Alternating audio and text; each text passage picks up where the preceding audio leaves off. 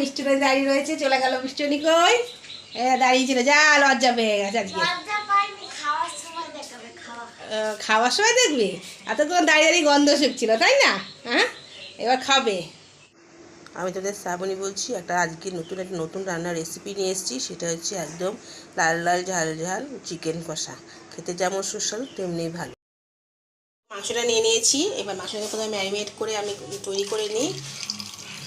Marinate করার জন্য প্রথমে আমি বড় টেবিল চামচের 1.5 চামচ আদা বাটা, 1 চামচ রসুন বাটা একটু দিলাম, আর 2 চামচ পেঁয়াজ বাটা,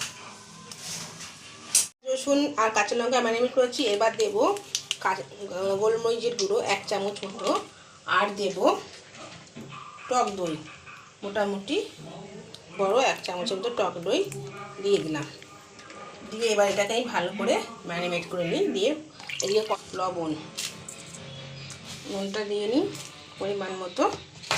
দিয়ে এবার ভালো করে ম্যারিনেট করে আমি আধ ঘন্টার জন্য রেখে দেবো। আর সর্ষের তেলের সাথে এসে সামান্য ঘিও দিয়ে দিয়েছি। চিকেনটা আরও দারুণ হবে খেতে। এবার তেলটা গরম হয়ে উঠেছে। আমি এবার তেজপাতা পেঁয়াজ ফোড়ন দিই। আমি তেজপাতা, গোলমরিচ আর সাদা জিরে ফোড়ন দিচ্ছি, আর দেব পেঁয়াজ।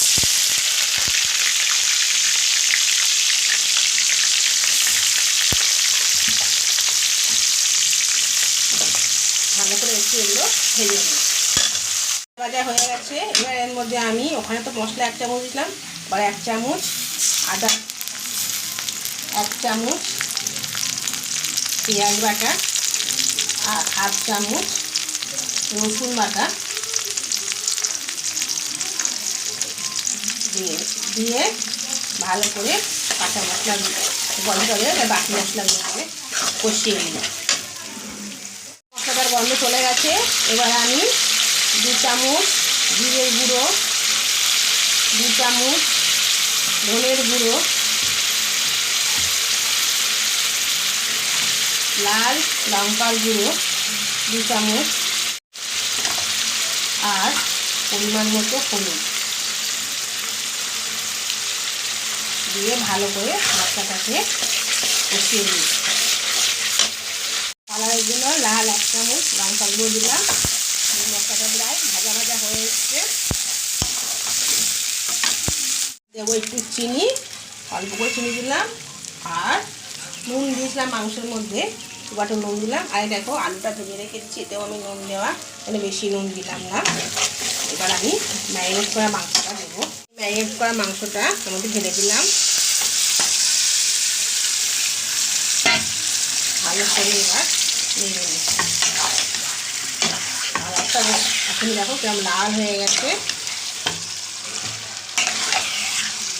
দেখো একদম পারফেক্ট কালার চলে এসছে। জলও কত বেরিয়ে গেছে। আমি তো জল দিচ্ছি না। আমি এবার এই আলুগুলো এর মধ্যে দিয়ে দিই। এবার একটু কমিয়ে দিই, এর আলুও সেদ্ধ হয়ে যাবে, চিকেন আমার কষাও কমপ্লিট হয়ে যাবে। দেখো মাংসটা আমার কমপ্লিট হয়ে গেছে। লাল লাল ঝাল ঝাল চিকেন কষা। গ্যাসটা নিভিয়ে দিয়েছি। এবার আমি গরম মশলা দেবো। প্রত্যেকে সানরাইজের সাইজ গরম মশলা ছড়িয়ে দিলাম।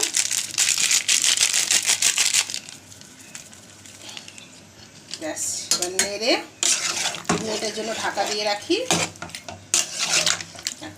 কালারটা দেখ, একটা একদম পারফেক্ট, জল আনার মতো কালার। রেখে দিই, নামিয়ে তারপরে দেখাচ্ছি। মিষ্টিটা দাঁড়িয়ে রয়েছে, চলে গেল মিষ্টি কই?